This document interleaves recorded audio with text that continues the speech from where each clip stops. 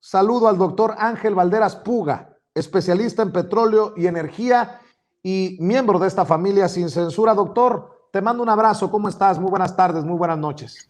Muy buenas tardes, Vicente. Pues acá saludando al público que sigue estas transmisiones de Sin Censura, saludando desde Querétaro, siguiendo Estados Unidos al Consejo de Seguridad de la ONU, que no es cualquier cosa. Y bueno, pues estando atento a las noticias del día con día, acabas de mencionar pues varias cosas importantes, toda esta cauda de corrupción que se arrastra con César Duarte, Silvano Aureoles del PRI, del PRD, del PAN, el gobernador de Tamaulipas. Y bueno, pues también francamente molesto por lo que señalaste ahorita con Alina, pues de las difamaciones de Milenio y lo que están acostumbrados pues a difamar, fake news, o sea, son de alguna manera alumnos de Goebbels. Entonces, pues ya estamos por aquí para comentar algunas cosas el día de hoy. Claro que sí, te agradezco, maestro, y también saludo al buen amigo Jorge Gómez Naredo, director del periódico Regeneración, colaborador de Polemón MX y miembro de esta familia Sin Censura. Querido Jorge Gómez Naredo, te saludo con mucho gusto. Buenas tardes, buenas noches. Hola, buenas noches, querido Vicente. Disculpa si tengo algún problema con la conexión, pero estaba en tránsito, entonces ya no pude llegar a la casa, pero bueno, pues aquí estamos contentos de participar y con estos temas importantes que vamos a tratar. Claro que sí. Déjenme iniciar preguntando qué tan histórico, qué tan importante, qué tan relevante resulta, doctor, para ti el discurso del presidente Andrés Manuel López Obrador, que pone el dedo en la llaga, en la corrupción, en la desigualdad, en ver por los más necesitados, los más vulnerables. Y bueno, pues obviamente las reacciones no se han hecho esperar de sus odiadores. Pues mira, Vicente, diga lo que diga Andrés Manuel, puede ser una mañanera, puede ser una entrevista banquetera, lo que escriba, pues ya sabemos que estos odiadores profesionales no tienen un discurso, no tienen una propuesta de país y ya los vimos en el gobierno. Eso es muy importante señalarlo. Ya los vimos en el gobierno. No tienen credibilidad. Para mí, lo que presentaste un poco hace rato de estos panistas que se quejan de que fue Andrés Manuel a la ONU a repetir lo que señala en las mañaneras y que dijo lo mismo y que lo dice muchas veces, pues es que ni así entienden, Vicente. O sea, parece ser que hay que explicarles muchas veces porque ni así entienden, ni con palitos ni bolitas. Para mí que es envidia y es de la buena. Hay que tomar en cuenta que el Consejo de Seguridad de la ONU, pues es el organismo más importante de la ONU en los temas torales, desgraciadamente los temas que tienen que ver con conflictos bélicos. Y de alguna manera, bueno, el hecho de que nuestro país regrese, es la quinta ocasión que estamos en el Consejo de Seguridad de la ONU, pues es también un reconocimiento al trabajo de nuestro gobierno y al trabajo que se ha hecho en las relaciones exteriores de nuestro país, aunque algunos confunden que nuestro presidente viaje en aviones de lujo, como el que Felipe Calderón le compró a Enrique Peña Nieto, y que se vayan a tomar selfies con Angela Merkel y luego las anden presumiendo por todos lados y creen que eso es participar en el Consejo de Seguridad de la ONU. Hoy vimos a un Andrés Manuel con un discurso sobrio, no estándar, no el típico discurso de los miembros que pueden ser los presidentes de las repúblicas, los primeros ministros de países que son miembros del Consejo de Seguridad, pues un discurso no estándar. Es cierto que tocó temas que están muy asociados con México, pero también es cierto que uno va a esos foros precisamente para eso. Lo hemos visto a lo largo de la historia del Consejo de Seguridad de la ONU. Nuestro país participó por primera vez en 1946, saliendo apenas de la Segunda Guerra Mundial, Y bueno, pues hemos visto que el Consejo de Seguridad aborda temas relativos al fin de la guerra, la posguerra, no va ligado al Plan Marshall, pero toca esa situación, divergencias entre los estados, resoluciones en contra de estados, conflicto árabe-israelí, las sanciones contra Irán, contra Irak, contra Cuba, contra Venezuela, porque es un dato de hecho que los Estados Unidos utilizan al Consejo de Seguridad y más desde que pusieron el veto. Entonces yo creo que ahí nuestro presidente dio una visión muy distinta, citó lo mismo a Franklin Roosevelt que a Morelos y que a Simón Bolívar, bueno, también a Pablo Neruda, ¿no? Habló en español y eso es muy interesante. Es un presidente que va a la ONU a hablar en español, precisamente en la ONU, no el clásico fifí, egresado del ITAM, becado en Yale o en Harvard, pues que va a hablar en inglés, que va a decirle sí a todo, a lo que digan los dueños neoliberales, sino que de alguna manera Andrés Manuel planteó un discurso moral con valores éticos, me atrevería a decir espirituales, con una visión distinta del pragmatismo neoliberal, una visión muy diferente del capitalismo, y lo acaba de resaltar a Lina. A mí me parece incluso que ese primer renglón de su discurso, ese primer párrafo, en donde dice que no iba a hablar de seguridad como sinónimo de poderío militar o como argumento para el empleo de la fuerza contra alguien, me parece esencial, porque prácticamente desde el inicio del discurso, Andrés Manuel plantea un enfoque totalmente distinto, muy diferente de lo que habíamos estado acostumbrados en las reuniones del Consejo de Seguridad de la ONU.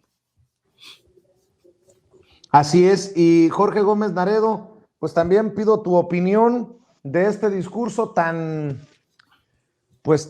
esperado por muchos y tan atacado por los de siempre. Sí, fíjate que a mí yo quiero resaltar como tres elementos que me parecen son fundamentales para valorar o para tomar en cuenta este discurso que dio hoy Andrés Manuel López Obrador de Nueva York. Uno quizá es externo a esto, pero que tiene que ver también con esta cuestión, ¿no?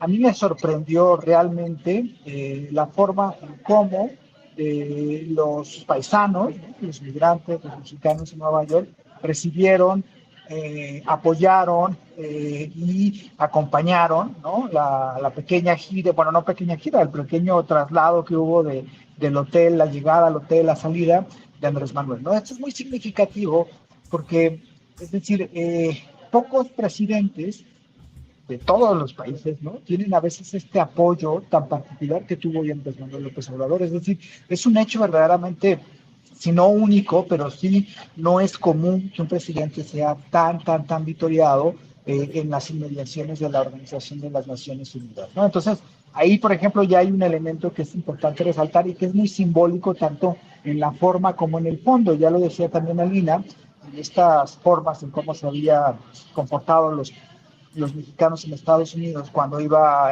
Felipe Calderón o cuando iba Enrique Peña Nieto, y ahora pues es un cambio completamente radical. Ahora, el discurso me parece muy significativo. La derecha y los opositores desde un principio dijeron que se inventaron esto, ¿no? Andrés Manuel no va donde están los presidentes porque les tienen miedo, que le tienen miedo al mundo y estas cosas. Pero creo que hay unos elementos simbólicos importantísimos. Uno de ellos, me parece, es esta cuestión que tiene que ver con que en el Consejo General de Seguridad de la ONU, es decir, en esta cuestión de ver la seguridad como un elemento bélico, Andrés Manuel va, y el elemento central que dice es la seguridad, es decir, la paz en el mundo, es la justicia y la equidad entre los pueblos. Y eso a mí me parece que es una cuestión verdaderamente fortísima, porque da un mensaje que prácticamente creo que ningún mandatario había encabezado estas reuniones, da un mensaje muy fuerte, ¿no? Se para exactamente en ese lugar para decir, esto no va por lo bélico, sino que va por la justicia y por la equidad, ¿no?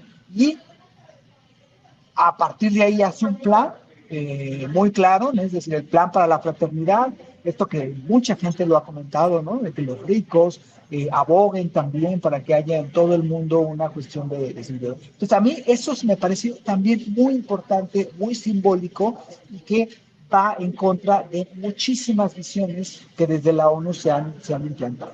El otro elemento, el tercer elemento que me parece que es importante resaltar en el discurso de Andrés Manuel en la ONU, es cuando les dice, por favor, la ONU necesita moverse, necesita salir de su letargo, necesita salir de su formalismo, de su burocracia, y convertirse realmente en una organización que apoye a los pueblos, en una organización movilizada, en una organización que vaya enfocada a elementos que tienen que ver con luchar con años de neoliberalismo, pero que también tienen que ver con la cuestión de la justicia, con la cuestión de los programas, con la cuestión de los apoyos a los pueblos. Entonces, ahí también con ese elemento, Andrés Manuel se convierte en un crítico de la ONU, en el sentido de cómo está esta organización, pero también se convierte en un líder social que aboga por la justicia en el mundo, ¿no? Es decir, la política nacional, que es uno de los elementos que Andrés Manuel ha mencionado muchas cosas, ¿no?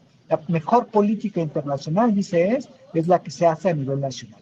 Y lo que está haciendo es que esa política nacional le está dando un realce a nivel internacional. Entonces me parece que estos tres elementos son importantísimos para entender la visita de Andrés Manuel hacia a la ONU, su discurso en la ONU, y el elemento, el simbolismo que tiene, el discurso que tiene, y abogar por todo ello, y especialmente por un modelo que vea más por la persona, que vea más por la justicia, que más por la seguridad en términos de guerra, en términos de intervenciones, ¿no? Entonces a mí me parece que son elementos. Y claro que esto enoja muchísimo a los opositores, porque siempre, desde su clasismo, estos grupos conservadores y opositores desde su clasismo, siempre han visto a Andrés Manuel como el del pueblito, el que no sabe hablar inglés, el que no estudió en una universidad importante, extranjera, digamos, o en una universidad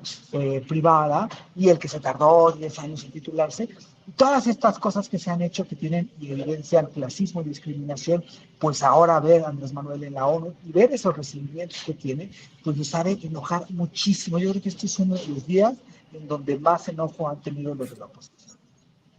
Así es, y vaya cosas de los tiempos, doctor Ángel Valderas Puga. Ayer da un matazo, podemos decir, el presidente Andrés Manuel López Obrador ante lo que consideró una situación escandalosa en la mañanera, y renuncia Santiago Nieto, uno de los más eficientes, considero, servidores públicos, miembros de la Cuarta Transformación, del grupo del círculo cercano del presidente Andrés Manuel López Obrador, por el escándalo en torno a su boda con la consejera electoral Carla Humphrey, y designa a Pablo Gómez, el ex legislador, el exdiputado Pablo Gómez, como el nuevo titular de la Unidad de Inteligencia Financiera de la Secretaría de Hacienda y Crédito Público.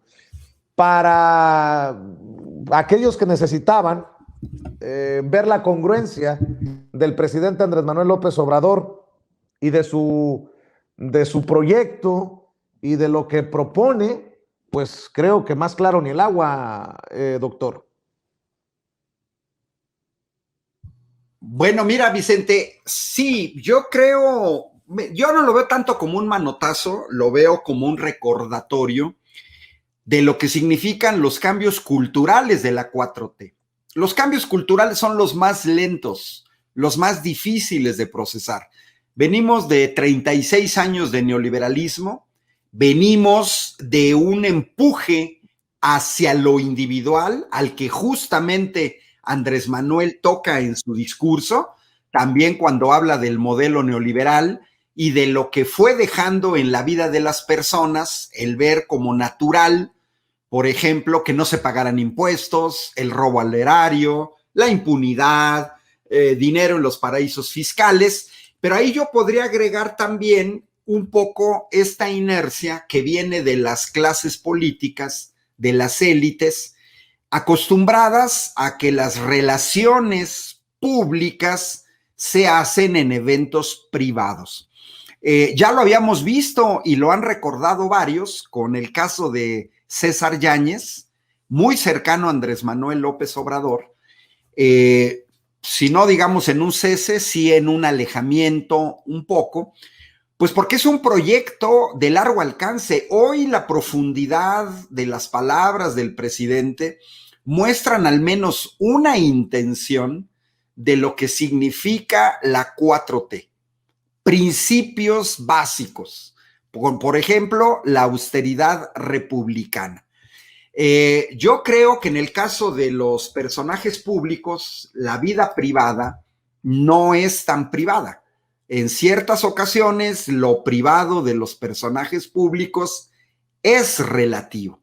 Entonces, yo creo que, como señalas, es un recordatorio para otros personajes que de alguna manera, si estás representando y en una posición tan delicada como es la unidad de inteligencia financiera, pues tendría que haber mesura en términos de las relaciones que se establecen, aunque sean de manera privada, con otros personajes.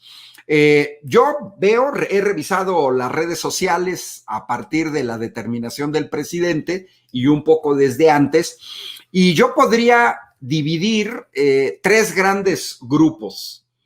Por un lado, la gente que está a favor de la 4T y que valoran el trabajo de Santiago Nieto y que consideran, por lo tanto, un exceso del presidente de el haber aceptado su renuncia. Por otro lado, hay otros grupos de la 4T que le dan razón al presidente y señalan, pues, que de alguna manera Santiago Nieto comete un error. Digamos, hay que ver todo lo que está alrededor, ¿eh? O sea, él tiene derecho a casarse con quien quiera, en donde sea, y si es en Guatemala, si es en Guanajuato, si es aquí en Querétaro, pero que de alguna manera critican por un lado, lo fastuoso. Pero yo he observado más críticas que van ligadas a los invitados.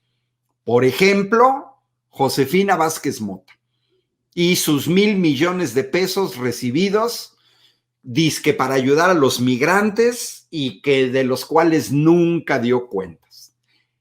Aquí en Querétaro, pues ha sido un escándalo la presencia del gobernador Mauricio Curi, que no sabemos si fue a Guatemala en un viaje privado, en un jet privado o también en un vuelo público.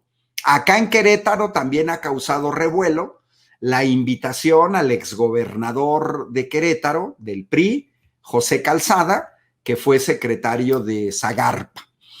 También causó un poco de perplejidad el hecho de haber invitado a Carolina Villano, secretaria general del PRI, pero yo creo que incluso de todos estos personajes, quien más causó perplejidad es la presencia de Ruiz Ili, el director de El Universal. Ili Ortiz. Ili Ortiz. Y se señala que también estuvo el director del Financiero. No estoy seguro, pero lo señalan, ¿no? Entonces, ¿qué sucede? Pues yo creo que el mensaje del presidente es claro. Ya había lanzado muchos mensajes en este sentido, porque tiene que haber una sincronía con los principios de la 4T.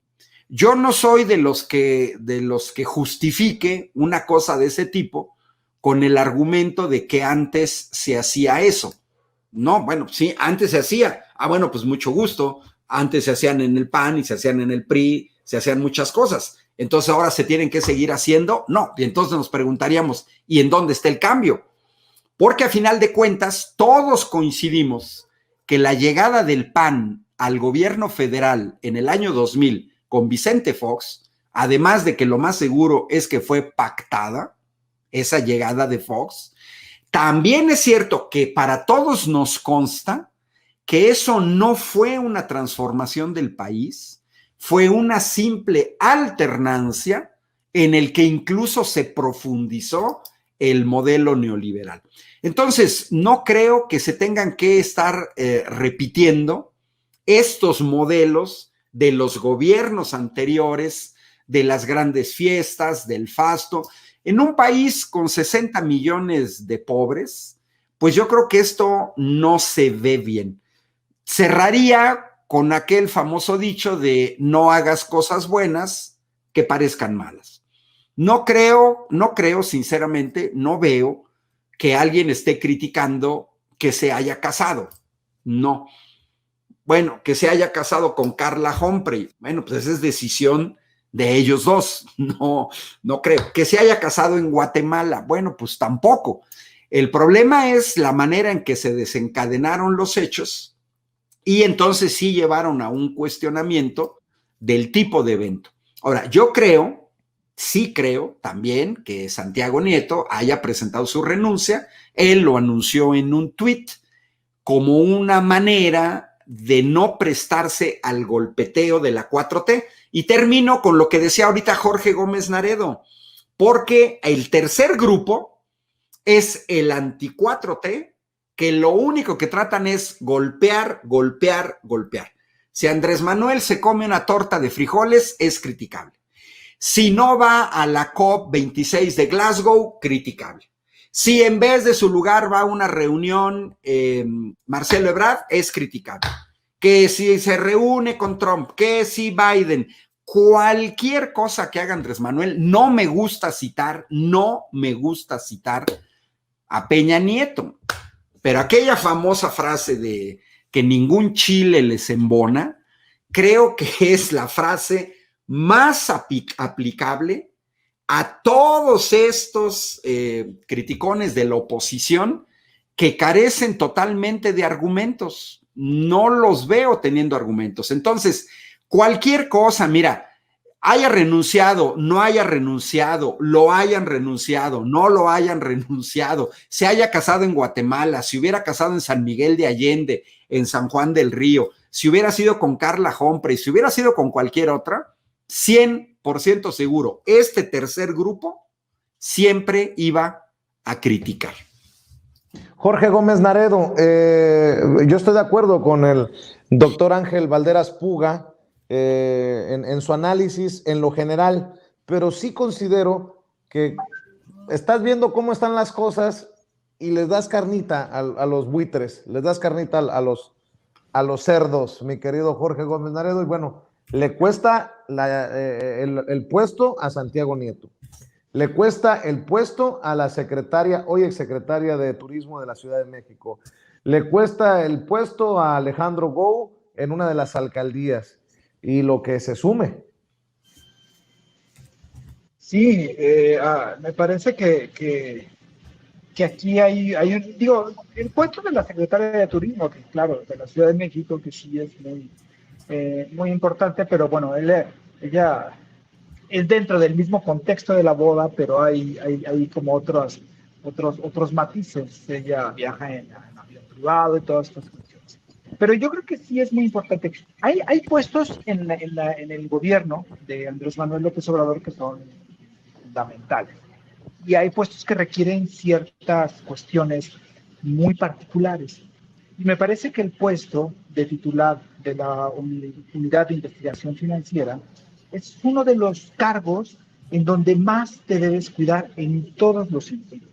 Es decir, es la unidad, es la dependencia encargada de investigar negocios de corrupción, de medios de comunicación, de grandes empresarios, instituciones de narcotráfico. Jorge, es una... ¿Sí? Por ¿Sí, lo sí, que sí? estás mencionando, yo te pregunto, solo por lo que estás mencionando, dime con quién te juntas y te diré quién eres. Dime a quiénes invitas a tu boda y te podré cuestionar. Te lo pregunto por lo que estás mencionando, lo que significa la unidad de inteligencia financiera y pregunto, Ah, cabrón, ¿de quién será amiga Josefina Vázquez Mota? ¿De Santiago o de Carla? Porque es importante, porque es una mujer cuestionada por su falta de transparencia en recibir por lo menos 1,000 millones de pesos de los mexicanos y las mexicanas en tiempos de Peña Nieto. Por eso te lo pregunto.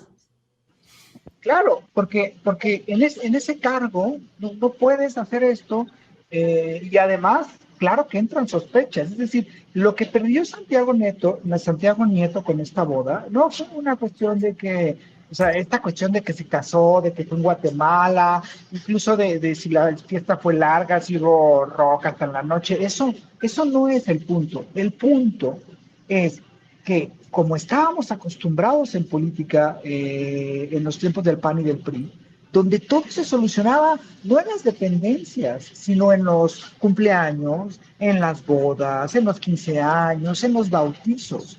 Y entonces, un conjunto de personas que son cuestionados, desde el director del periódico El Universal, el mismo exgobernador de Querétaro, Josefina Vázquez Mota y otros, que ellos vayan a tu boda. En realidad el que perdió fue Santiago Nieto, fue también su trabajo en la unidad de investigación financiera. Es decir, el costo para Santiago Nieto me parece que iba a ser amplio después de lo que había sucedido y de con quién se había rodeado. Entonces, es un punto, su tuit es un punto interesante, no quiero servir como golpeteo, pero me parece que Santiago Nieto se equivocó rotundamente en hacer eso. Así como se equivocó, mencionaba el doctor, sobre César Yáñez. César Yáñez durante años y años fue la sombra de Andrés Manuel en todas sus giras. Desde el 2004-2005 él siempre estaba ahí, él siempre estaba apoyando al proyecto, siendo verdaderamente la sombra. Y por supuesto que hay cosas que no se pueden hacer en un gobierno de transformación como el que se pretende en el gobierno de Andrés Manuel López Obrador. A mí me parece la decisión una decisión fuerte. Por supuesto que sí creó bastante críticas de gente que simpatiza con la Cuarta Transformación, porque había gente que simpatizaba con Santiago Nieto, pero yo creo que sí debemos entender, o al menos eso es lo que a mí me parece, que hubo un error ahí de Santiago Nieto, y que eso, siendo quien es y representando lo que representa, no podía hacer lo que en realidad hizo, que no fue casarse, sino fue esta cuestión de quienes acudían a la boda y de cómo se prestaba a eso. Y todavía peor, ¿no?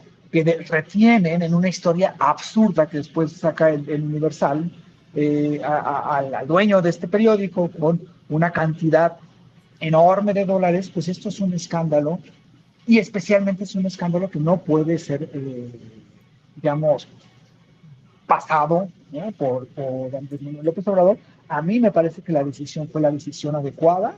No podía estar Santiago Nieto con esta cuestión. Habría muchas sospechas, más allá de las sospechas de la oposición, sino de las sospechas de la gente interior. Y creo que sí había hecho un muy buen trabajo, pero también hay cosas que no se pueden hacer, y hay que entender que esto es un gobierno de transformación. Y el mensaje que dio Andrés Manuel López Obrador es un mensaje para los de la oposición, pero especialmente es un mensaje para quienes están en el gabinete y para quienes participan en este proceso.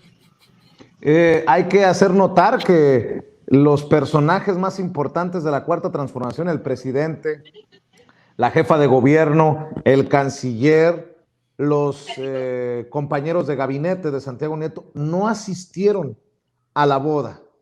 Y son estos personajes los que sí asistieron y los que generan el ruido precisamente. Doctor Ángel Valderas Puga, en la última, y nos vamos, la última ronda. Se pasa para el 2022 el debate sobre la reforma eléctrica del presidente Andrés Manuel López Obrador. ¿Cómo lo entiendes? ¿Cuál es el mensaje? ¿Qué está en juego? ¿Posponerlo y aventarlo para el próximo año? ¿Quién falló? ¿Quién no falló? ¿Cómo lo ves?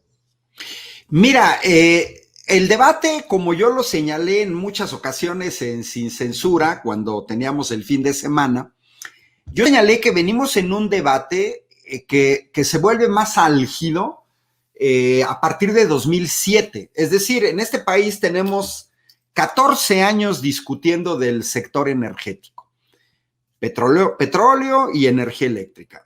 Venimos de más atrás. Es evidente que a lo largo de la nacionalización del petróleo en 1938 y posterior se da un amplio debate, y también alrededor de 1960 se da un amplio debate sobre el sector eléctrico. Pero en el momento actual, todo en la vida es multifactorial. No creo que dependa de un solo factor. Por un lado, si te das cuenta, el PRI pide sesiones de parlamento abierto, pide una mayor discusión.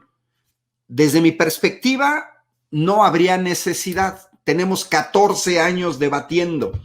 Ya se pusieron las cartas sobre la mesa. La Secretaría de Energía y Manuel Bartlett, ¿no? La Secretaria de Energía, Rocío Nale, en distintos foros, Manuel Bartlett como director de Comisión Federal de Electricidad, varios funcionarios de Comisión Federal en debates, yo mismo en debates, está, digamos que más que decantado el debate, están más que firmes las posiciones de lo que debería de ser. Yo creo, desde mi perspectiva, que una reforma constitucional del sector eléctrico tendría que haberse dado en el primer periodo, cuando digamos, se acababa de ganar la presidencia, la mayoría en el Congreso, la mayoría en la Cámara de Senadores, y que Morena y aliados tenían una mejor correlación de votos. Hay que recordar que no, una cosa es lo deseable y otra cosa es lo posible. Yo quisiera, escucho, es que hay que tirar la reforma educativa, la reforma energética, la petrolera, la electricidad. Sí, pero es una reforma constitucional que requiere 2/3 partes de votos favorables en el Senado, 2/3 partes en la Cámara de Diputados y la mayoría en 17 congresos estatales. Son 3 condiciones, Vicente, Jorge, sine qua non. Sin esas condiciones no puedes, por más que empujes una reforma, si no te dan los números, no te dan. Hoy lo vemos en Chile, por ejemplo, con el juicio político a Piñera. A la oposición tiene amarrados 24 votos, necesita 29. Si no se juntan, no va a haber juicio político a Piñera. Y en el caso de las reformas constitucionales, pues precisamente por eso son más complicadas. Entonces, ¿cuál puede ser uno de los factores? Bueno, pues dar un poco más de posibilidad de discusión, sobre todo con el PRI. No creo que lo necesiten, porque a final de cuentas ellos aprobaron la reforma energética de 2013. Y ya la vimos, esta reforma casi tiene 7 años, porque comenzó a aplicarse ya en 2014. Venimos de una liberalización de precios de la gasolina de 2017. Es decir, creo que este momento es crucial porque ya vimos el efecto de la reforma. Ya estamos viendo la enorme debilidad en la que pusieron a Comisión Federal de Electricidad con los subsidios a privados, pero sobre todo con los contratos leoninos y con los prestanombres de compañías extranjeras que evidentemente están cabildeando, están moviendo a sus peones. Estas empresas extranjeras, principalmente las españolas, Iberdrola, Endesa, Naturgy, pues es evidente que tienen desde exfuncionarios gubernamentales del PAN y del PRI, tienen también a jueces a su servicio y pues tienen a miembros de estas supuestas comisiones autónomas como la CRE. Hay un estira y afloja, hemos estado viendo un activismo pues muy sospechoso, muy pernicioso, del embajador de los Estados Unidos, Ken Salazar, tratando de intervenir en estos temas de la reforma. Estamos viendo a compañías norteamericanas presionando a legisladores estadounidenses sobre la cuestión de la reforma. Entonces, yo creo que es un espacio de mayor negociación, se tiene que negociar, y aquí sí, pues también se paga el precio de los resultados de Morena en el pasado proceso electoral. Es cierto que se ganaron 11 gubernaturas de 15, está muy bien. ¿Con eso te facilitas una reforma constitucional? No.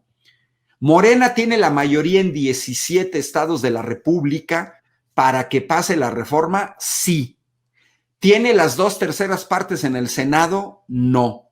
¿Tiene las 2/3 partes en la Cámara de Diputados? No, porque en el pasado proceso electoral, desde mi perspectiva, por una pésima selección de candidatos en las diputaciones federales, pues Morena perdió 55 diputados federales. Eso está volviendo el tema más complicado. Entonces, yo creo que son, Vicente, todos esos factores, dar la oportunidad a la política, porque la política es así. Si no tienes la mayoría tú solito o con tu coalición, pues vas a tener que negociar.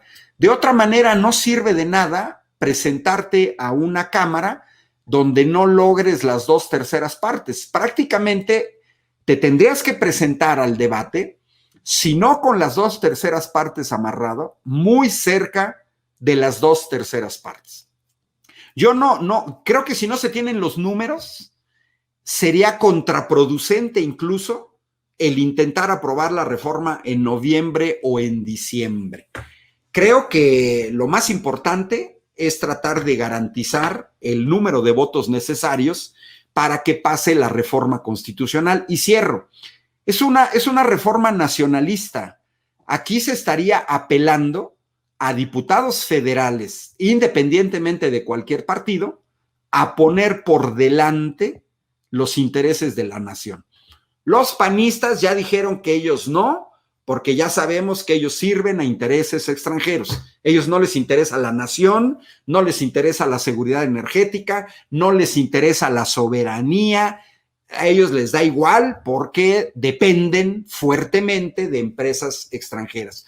Entonces, yo creo que el panorama está complicado, más complicado que en el primer periodo, donde te recordarás, hubo varias reformas constitucionales, entre ellas, por ejemplo, la derogación de la reforma laboral disfrazada como educativa. Entonces, yo creo que son todos esos factores los que están influyendo.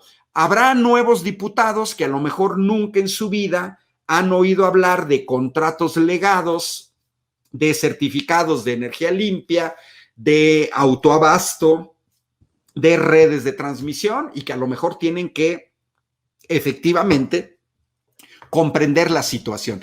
Entonces, yo creo que así la veo.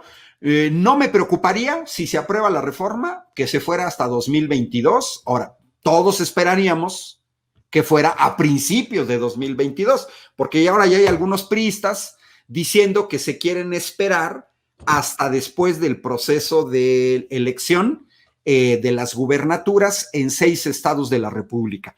No sé si están pidiendo más tiempo para que haya más presiones externas al gobierno de México, pero eso pudiera ser.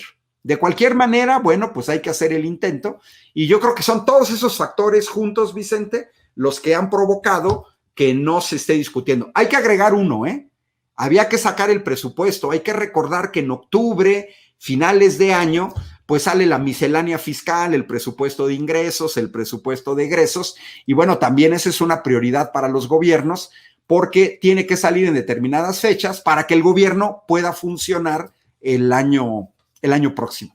Qué interesante escuchar el análisis, muy completo, siempre interesante, siempre apasionante contigo, doctor Ángel Valderas Puga. Y para cerrar, mi querido Jorge Gómez Naredo, para el siguiente año, el INE y el Poder Judicial, así como la Cámara de Diputados, sufrirán un recorte en sus gastos por 8,000 millones de pesos, de acuerdo con el proyecto de dictamen del presupuesto de egresos de la Federación que se distribuyó entre los diputados que integran la Comisión de Presupuesto. Al INE se le aplicaría un recorte por 4,913 millones de pesos. Prepárate para que se venga otra campañita desde el INE contra la coalición en el poder,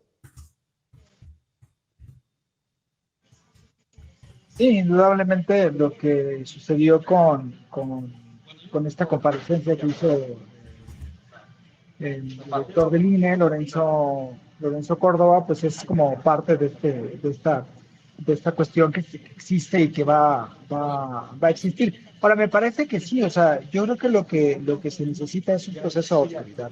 En muchísimos otros lugares hay estos procesos, más bien en el gobierno federal existe el proceso de autoridad, y hay procesos que no están dándose en el Poder Legislativo, que me parece que todavía puede haber más en el INE y en otros órganos autónomos, y además también los procesos de autoridad en el Poder Judicial, ¿no? Entonces, yo creo que este tipo de acciones son importantes y claro, las campañas van a venir. Recuerda esa pancarta, ¿no? De yo defiendo al INE que sacó una diputada panista y que Mariana Gómez del Campo. Ajá, claro, una diputada, no cualquier diputada panista, sino ella. Y bueno, pues es parte de esta campaña. Como lo decía bien el doctor Ángel, toda acción que venga del gobierno federal va a ser criticada, no por si es buena, si es mala, si es adecuada, sino va a ser criticada porque es una acción de Andrés Manuel López Obrador, y así ha sido y seguirá siendo hasta el último día de su vida. Querido Jorge Gómez Naredo, ¿por qué no cerramos invitando a la gente para que te apoye en redes sociales y en tus trincheras independientes? Sí, pues mira, vamos a sacar ya próximamente el número de Regeneración. Estamos a muy poco de que ya se empiece a imprimir. Ojalá quienes asistan a los actos que va a haber en el Zócalo de la Ciudad de México, el 20 y el 1 de noviembre y diciembre, ahí yo creo que lo vamos a repartir. Y bueno, pues estoy en el periódico Regeneración, en Polemón, que también participo, Polemón.mx, revista Polemón, tanto en Facebook como en Twitter, y a mí me pueden buscar como JG Naredo en Twitter o como Jorge Gómez Naredo en Twitter. Mi querido doctor Ángel Valderas Puga, ¿en dónde te apoyan a ti las miles de personas que están conectadas viendo y escuchando Sin Censura? Mis redes sociales son facilísimas, Ángel Valderas, me encuentran en YouTube, me encuentran en Facebook y me encuentran en Twitter, Ángel Valderas. Doctor, querido Jorge, les agradezco a ambos por habernos acompañado en esta mesa de diálogo. Gracias por hacer el esfuerzo, Jorge. Gracias por tu paciencia, doctor, y nos vemos muy pronto aquí. Un abrazo, buenas noches. Cuídense Saludos mucho. a Jorge. Abrazos. Saludos. Todos, adiós.